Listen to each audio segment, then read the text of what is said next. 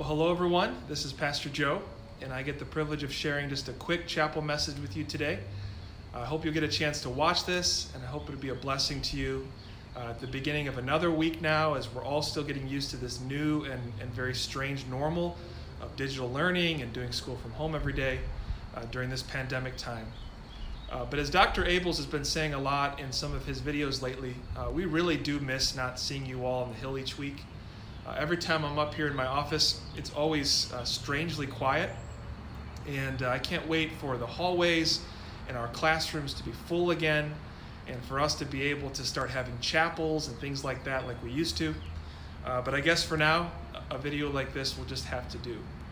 And so if you have a Bible with you or nearby, I would invite you to turn with me to the book of Genesis, and Genesis chapter 16. Book of Genesis, first book in our Bibles, Genesis chapter 16. And I've entitled this short message today, El Roi, and that's E-L and then R-O-I, El Roi. And that's the Hebrew name for God that's given to him here in Genesis 16. And it means literally the God who sees, and even more specifically, the God who sees me. Genesis chapter 16 is a relatively familiar chapter. It's a familiar story, probably to many of you. But it's a story that I've always loved, and I've always loved to talk about. It's a story about a nobody who is wandering basically in the middle of nowhere. She is helpless and she is hopeless. She is unloved and unwanted, and yet she is someone that God takes notice of. The Lord sees her and he draws near to her. He cares for her. He is a God who sees. And as Hagar will say, a God who sees me, El Roi. So Genesis chapter 16 and verse 1 begins with these kind of sobering words. It says, "Now Sarai, Abram's wife, had borne him no children." Abram at this point was the ripe old age of 85. Sarai, his wife, on the other hand, was a bit younger than him. She was 75 at this point. And to kind of further set the scene, it's been 10 years since Genesis chapter 12, when Abram and Sarah had left their homeland to follow the Lord all the way to Canaan, and had been given at that point a promise that God was going to make of Abram a great nation, which would imply, of course, that Abram would have a child. And yet, after that promise, 1 year passed, and then 2 years passed, and 3 years, and 4 years, and now 10 years have passed, and it says she still had not borne him any children. They were already old, but God had promised them a child, but now 10 more years have passed, which means obviously they're even older now, and still no children. And so, first of all, I want you to imagine, just for a moment, the sorrow and the grief in that for Sarai personally. I've known many young married women that have gone through something like this in their lives, and understand just how incredibly difficult it can be to on the one hand desire kids, but then in God's providence to be unable to have children. But not only that, but in biblical times, being unable to have children would be considered actually a humiliating thing. A woman, a wife, would feel useless, purposeless. Some would even think that infertility was an evidence of God's disfavor on that particular woman. Infertility at that time would always, no matter what evidence there might be to the contrary, would always be blamed on the woman. And if a woman could not conceive, her husband would have every right, and sometimes tragically would, divorce that wife to find someone who could give him a child, could give him an heir. And so I mention all of that to say, as we set the stage for what's about to happen here, I want you to feel the weight of the situation. I want you to imagine the tension, both personally and in her relationship. What Sarai is about to do is done from a deep-seated despair and desperation. She is completely desperate. In her mind, her entire purpose in life is at stake. And yet, really, the deeper issue in this story is not infertility. It's faith. Will she trust the Lord or not? After this, the second half of verse 1 says this: "She, Sarai, had a female Egyptian servant whose name was Hagar." Back at the end of chapter 12, Abram and Sarah had spent some time in Egypt, and it was probably during that time that they had acquired Hagar into their home. The text says that Pharaoh had given gifts of female servants to Abram and Sarah, and so it's likely that Hagar would have been included in that.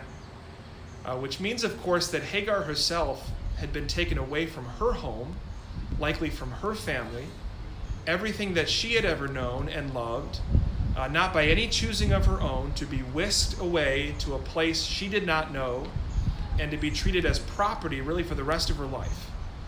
She was probably very young, maybe even a teenager.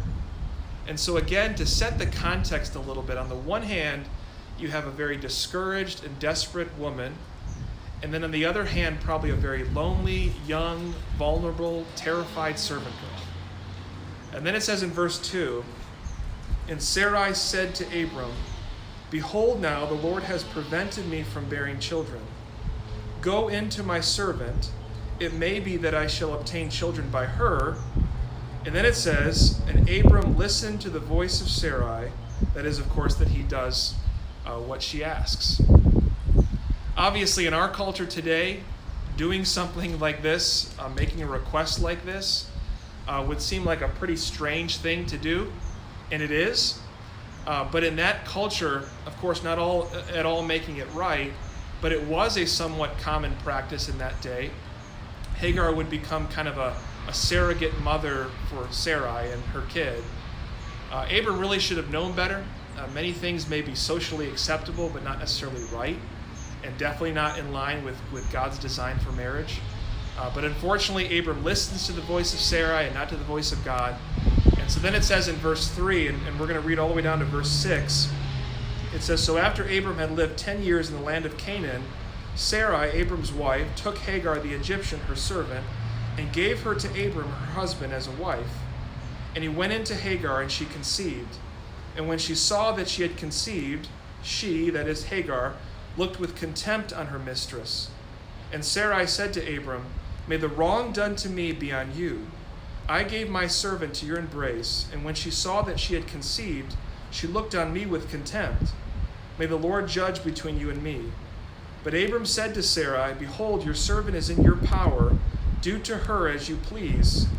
Then, and unfortunately, but predictably, Sarah dealt harshly with her, and she, of course, that is Hagar, fled from her."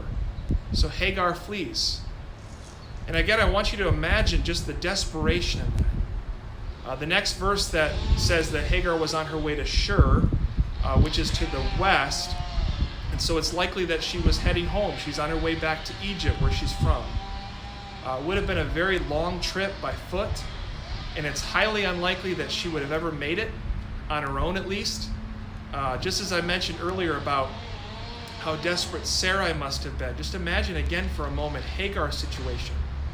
It says that she looked with contempt on Sarai, and so Hagar is by no means an innocent bystander here in this conflict.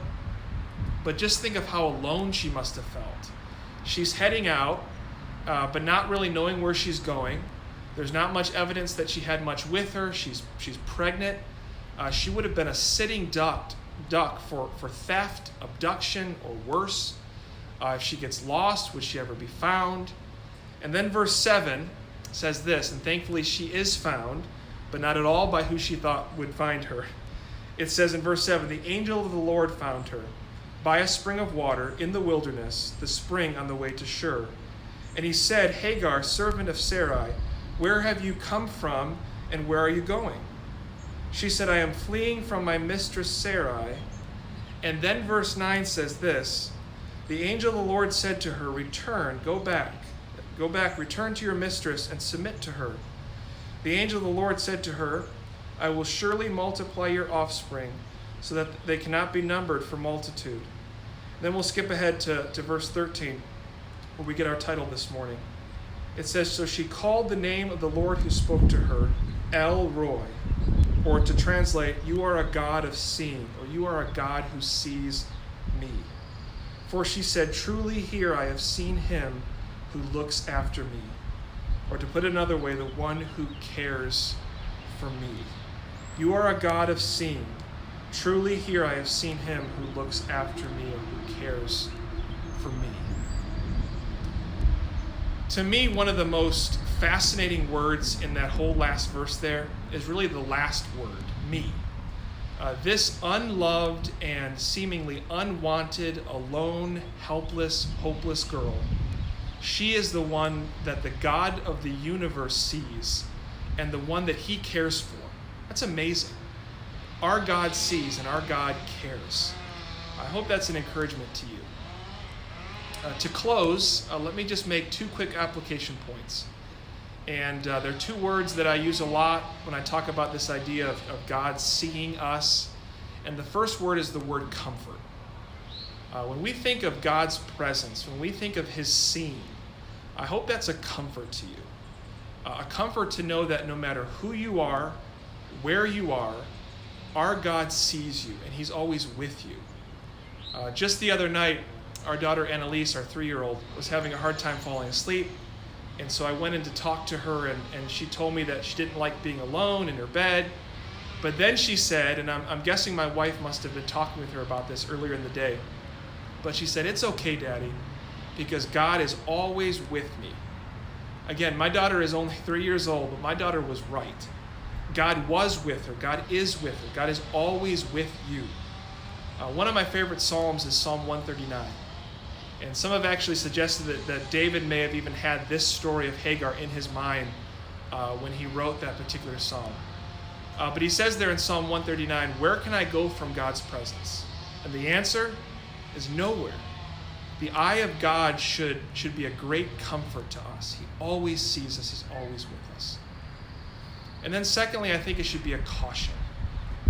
How much do we do that we would never do if we knew that someone was watching? And yet someone is watching.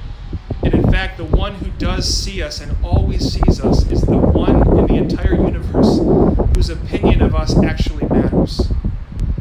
I want to close this with by reading just a short passage from a book that I love. I've talked about it before in chapels and youth group, and so probably some of you have heard this before. But it's from a book called Thoughts for Young Men by a pastor from a couple hundred years ago named J.C. Ryle. He's one of my favorite authors. And he writes about the eye of God.